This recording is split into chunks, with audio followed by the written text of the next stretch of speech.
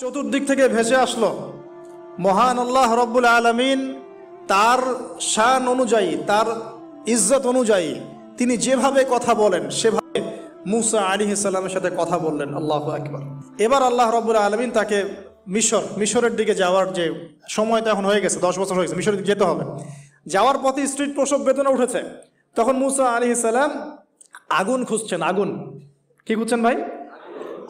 আগুন খুঁজতে খুঁজতে খুঁজতে খুঁজতে তুর পাহাড়ের ওখানে গিয়ে দেখছেন যে আগুন গাছে জ্বলছে, সবুজ পাতার উপরে আগুন। তিনি অবাক। এই সময় আওয়াজ আসলো, বিসমিল্লাহির রহমানির রহিম, ইন্নী আনা রব্বুক ফাখলা'না আলাইক ইন্নাকা বিল ওয়াদিল মুকদ্দাস তুয়া। মুসা, ইন্নানি আনা আল্লাহ লা ইলাহা ইল্লা আনা ফা'বুদনি ওয়া আকিমিস সালাতা লিযিকরি। মানে এখানে অনেকগুলো কথা আছে, সূরা তাহার মধ্যে আছে। আওয়াজ চতুর্দিক থেকে ভেসে আসলো। মহান আল্লাহ রব্বুল আলামিন তার শান অনুযায়ী, তার ইজ্জত অনুযায়ী তিনি যেভাবে কথা বলেন সেভাবে মুসা আলাইহিস সালামের সাথে কথা বললেন। আল্লাহু আকবার। বললেন, ইয়া মুসা, হে মুসা, ইন্নানি আনা আল্লাহ, নিশ্চয়ই আমি আল্লাহ, লা ইলাহা ইল্লা আনা, আমি ছাড়া কোনো ইলাহ নাই, ফা'বুদনি, তুমি আমার ইবাদত করো, ওয়া আকিমিস সালাতা লিযিকরি, আমার ইবাদতের জন্য সালাত কায়েম করো, আমার জিকিরের জন্য সালাত কায়েম করো, আমার স্মরণের জন্য সালাত কায়েম করো। ফাখলা'না আলাইক, তোমার জুতা খুলে ফেলো, ইন্নাকা বিল ওয়াদিল মুকদ্দাস তুয়া, তুমি তুয়া উপত্যকায় আছো, পবিত্র তুয়া উপত্যকায় আছো। আদব শেখানো হলো। এভাবে অনেক কথোপকথন হলো। নবী মুসা আলাইহিস সালাম ভয় পেয়ে গেলেন এবং আল্লাহ পাক আরো কথা বললেন, ওয়ামা তিলকা বিয়ামিনিকা ইয়া মুসা, তোমার ডান হাতে এটা কি? মুসা আলাইহিস সালাম বলছেন, ক্বালা হিয়া আসায়া আতাওয়াক্কাউ আলাইহা ওয়া আহুশু বিহা আলা গনামি ওয়া লিয়া ফিহা মাআরিব উখরা, এটা তো আমার লাঠি, এটা দিয়ে আমি ডালপালা পারি, আমার ওই যে গবাদি পশু চড়াই। আল্লাহ পাক বলছেন যে এটা ছুঁড়ে মারো, আলকিহা ইয়া মুসা, এটা ছুঁড়ে মারো।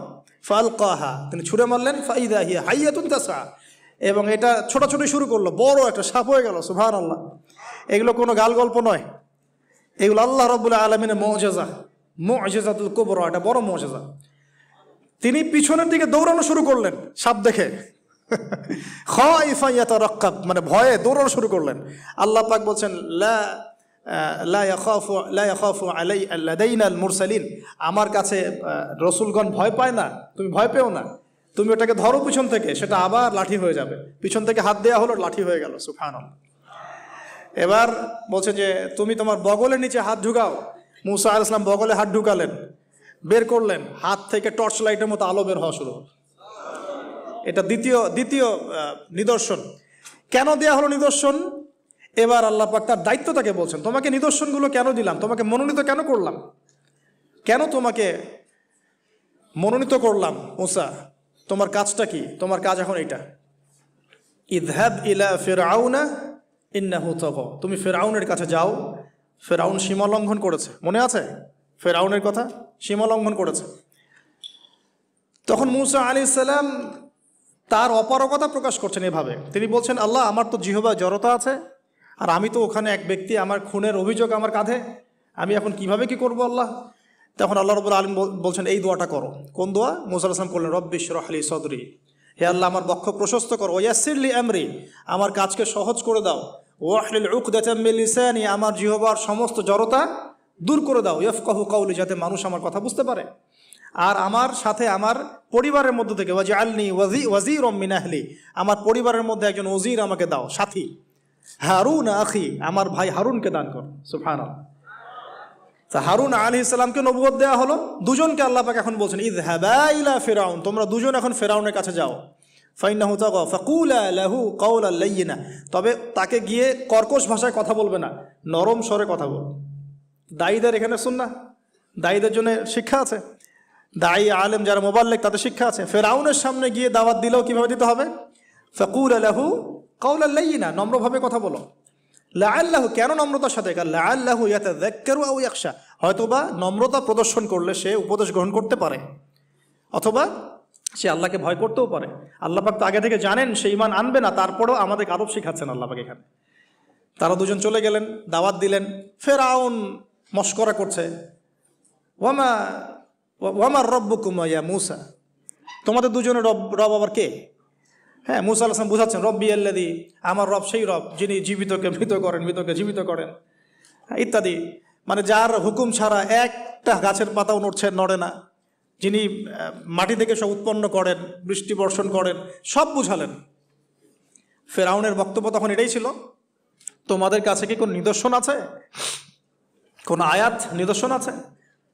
হ্যাঁ, নিদর্শন আছে। কি? লাঠি ছুঁড়ে মারলেন, সাপ হয়ে গেল।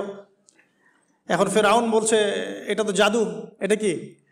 আমার জাদুকররাও এটা পারে, জাদুকরদেরকে ডেকে না হলো, জাদুকররাও লাঠি ছুঁড়ে মারলো, সাপ হয়ে যাচ্ছে। কিন্তু এই বড় সাপ ওদের সব সাপকে খেয়ে ফেললো। তখন ফেরাউন কিন্তু ভয় পেয়ে গিয়েছিল। এরপরেও এই যে হাত বের করে আলোর এই নিদর্শন দেখানো হলো, তাওহীদের দাওয়াত দেওয়া হলো, ফেরাউনকে ভয় করতে বলা হলো, ফেরাউনকে সতর্ক করা হলো যে আমার রব, আপনার রব, সবার রব হচ্ছেন আল্লাহ। সব কিছু বোঝানো হলো, কিন্তু ফেরাউন এই কোনো কথাই গ্রহণ করলো না। এরপরে সে বনু ইসরাইলকে ডিভাইড অ্যান্ড রুল করলো। ডিভাইড অ্যান্ড রুল মানে ওদেরকে ভাগ করতো এবং রুল করতো, ঠিক যেটা এখনকার গ্লোবাল অ্যাফেয়ার্সে করা হচ্ছে। ডিভাইড অ্যান্ড রুল, আমাদেরকে তারা ভাগ করে দিয়েছে, আমাদের পুরো কমিউনিটি, গ্লোবাল মুসলিম কমিউনিটিকে তারা ভাগ করে দিয়েছে এবং রুল, শাসন করছে। এবং কারো গায়ে আঘাত লাগলে আরেকজন গিয়ে সেই ব্যথা নিরসন করতে চায় না, বরং অপেক্ষা করে, আমার গায়ে তো আর আসে নাই, তার গায়ে আসছে। ঠিক আছে, ব্যাপারটা এটা শুধু গ্লোবাল অ্যাফেয়ার্স না, এটা সবখানে, একটা রাষ্ট্রের ভিতরেও ঢুকে গেছে। ওই ভাইকে বলছে বলুক, আমাকে তো আর কিছু বলে নাই, ওকে গায়েব করে ফেলুক, আমাকে তো আর কিছু করে নাই, ও ভিতরে গেছে, আমাকে তো কিছু বলে নাই। এই আচরণের কারণে আস্তে আস্তে আস্তে আস্তে মুসলিমদের শক্তি সব সংকুচিত হয়ে আসে। এটা নতুন কোনো বিষয় না, ফেরাউনের সুন্নত এটা, ডিভাইড অ্যান্ড রুল, যেটা ব্রিটিশরা করে গেছে সারা ওয়ার্ল্ডে। সুবহানাল্লাহ, দেখুন সবকিছু ওরা কোরআন থেকেই নিচ্ছে মনে হচ্ছে আমার কাছে। তো এখন একটা দুইটা না, নয়টা পরীক্ষা ফেরাউনকে করা হলো। মুসা আলাইহিস সালাম যখন বলেন, দোয়া করেন, তখন গজব উঠে যায়। ফেরাউন তখন এসে বলে যে ঠিক আছে, তুমি দোয়া করো, তাহলে আমরা বনু ইসরাইলকে ছেড়ে দিব। যখনই মুসা আলাইহিস সালাম দোয়া করে, গজব উঠে যায়, সে আর বনু ইসরাইলকে ছাড়ে না। এখন এভাবে 9টার বর্ণনা আসছে। একবার আসছে পঙ্গপালের শাস্তি, একবার আসছে ব্যাঙের শাস্তি, একবার আসছে মহামারীর শাস্তি, একবার আসছে উকুনের শাস্তি, একবার রক্তের নদী। এরকম 9টা আযাব আল্লাহ পাক দিয়েছেন কাদেরকে? এই ফেরাউনের সম্প্রদায়। সর্বশেষ, আমি লম্বা করলাম না, সর্বশেষ যেটা হয়েছে, কারণ আমি কনক্লুশনে কিছু পয়েন্ট বলবো। সবশেষে যেটা হলো, 20 বছর, কত বছর? প্রায় 20 বছর জুলুম করলো ফেরাউন। দাওয়াত পাওয়ার পরে প্রায় 20 বছর। দাওয়াত পাওয়ার আগের কথা তো বাদ, ইসলামের দাওয়াত পাওয়ার প্রায় 20টা বছর সে বনু ইসরাইলকে এভাবেই টর্চার করতে থাকলো। 9টা নিদর্শন আসলো, কোনোটাই সে গ্রহণ করলো না। এবং সর্বশেষ তার কল ছিল যে আমি ছাড়া তোমাদের কোনো রব আছে এটা আমি জানি না, নাউজুবিল্লাহ। এবং সূরা নাবার মধ্যে আল্লাহ বলেছেন যে ফেরাউন বলেছিল আনা রব্বুকুমুল আ'লা, আমি তোমাদের মহান রব, নাউজুবিল্লাহ। এই ছিল ফেরাউনের শেষ স্টেটমেন্ট। এবার মুসা আলাইহিস সালাম বনু ইসরাইলকে নিয়ে চলে যাচ্ছেন মিশর থেকে। ফেরাউন দলবলে ধাওয়া করছে, সামনে সাগর আর পিছনে ফেরাউনের বাহিনী। মুসা আলাইহিস সালাম এখানে বনু ইসরাইলকে নিয়ে একটা রিম রক বলি আমরা, যেটা পাহাড়ে উঠতে সামনেও যেতে না পারে, পিছনেও যেতে না পারে, এরকম একটা অবস্থা। এই সময় মুসা আলাইহিস সালামের গোত্রের কিছু মানুষ বলেছিল যে ইয়া মুসা ইন্না লামুদরাকুন, হে মুসা আমরা তো ধরা পড়ে গেলাম, আমরা মনে হয় আজকে ধরা পড়ে গেলাম। এই অবস্থাতে মুসা আলাইহিস সালাম বলেছিলেন, একটু বোঝার চেষ্টা করেন, পিছনে ফেরাউনের বিশাল বাহিনী, সামনে সমুদ্র, যাওয়ার কোনো জায়গা নাই, একদম কোনো জায়গা নেই, খালি চোখে কোনো জায়গা দেখা যাচ্ছে না। ওই সময় খালি চোখে, বাহ্যিক চোখ দিয়ে কোনো উপায় দেখা যাচ্ছে না। বাহ্যিক চোখে ওই সময় কোনো উপায় দেখা যাচ্ছে না নিষ্কৃতির, নাজাতের। ঠিক এখন সারা ওয়ার্ল্ডে বাহ্যিক চোখে মুসলিমদের নাজাতের কোনো পথ দেখা যাচ্ছে না। বাহ্যিক চোখ দিয়ে কি করবে মুসলিমরা? খালি পড়াশোনা করবে, না কমিউনিটি করবে, না জিহাদ করবে, নাকি তাগুতের এগেনস্টে লড়বে? কি করবে মুসলিমরা? নাকি সারাদিন বসে বসে মসজিদে তাসবিহ টিপবে আর নামাজি পড়বে? কি করবে মুসলিমরা?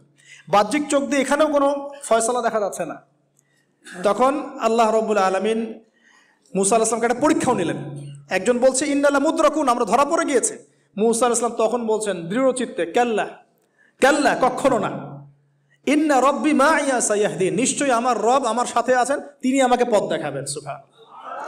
তাহলে আজকেও মুসলিমদের সারা ওয়ার্ল্ড ওয়াইড এই চেতনাই থাকা উচিত যে কাল্লা, কখনো না, আল্লাহ ইন্না রব্বুনা মা'ানা, নিশ্চয়ই আমাদের রব আমাদের সাথে আছেন, তিনি আমাদেরকে পথ দেখাবেন ইনশাআল্লাহ। এই পথই আমরা চাই, ইহদিনাস সিরাতাল মুস্তাকিম, তাই না? সিরাতাল লাযিনা আন'আমতা আলাইহিম গায়রিল মাগদুবি আলাইহিম ওয়ালাদ দাল্লিন। এই বাস, যখন আপনি পুরো দমে আল্লাহর উপর তাওয়াক্কুল করে ফেলবেন, তখনই তো আল্লাহ রাব্বুল আলামিনের নুসরা নেমে আসবে। বদরের মাঠে নবী সাল্লাল্লাহু আলাইহি ওয়াসাল্লাম হাত তুলে দোয়া করছে, আল্লাহ এই 313 জন মুসলিম যদি আজকে শেষ হয়ে যায়, ইসলামের নাম নেওয়ার কেউ থাকবে না। দোয়া করতে করতে চাদরটা পর্যন্ত পড়ে গেল। আবু বকর সিদ্দিক দৌড়ে এসে চাদর উঠায় দিলেন, দিয়ে কান্না জড়িত কণ্ঠে বলছেন, হাসবুক ইয়া রাসূলুল্লাহ, যথেষ্ট হয়েছে আল্লাহ রাসূল, যথেষ্ট হয়েছে, আর দোয়া করার দরকার নেই, ইনশাআল্লাহ আল্লাহ সাহায্য নেমে আসবে। আল্লাহ পাকের সাহায্য নেমে আসলো, হাজার হাজার ফেরেশতা আল্লাহ নামিয়ে দিলেন বদরের মাঠে ইনশাআল্লাহ। আপনি